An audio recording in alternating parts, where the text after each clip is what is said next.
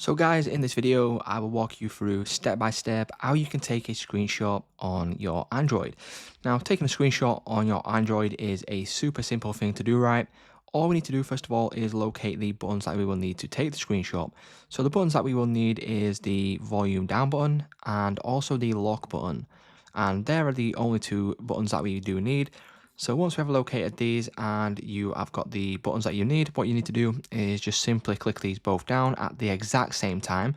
So it will look something like this. So volume down, which is this button here, and the lock button. And then you want to simply press them both at the same time. And then as you can see, it will then take a screenshot.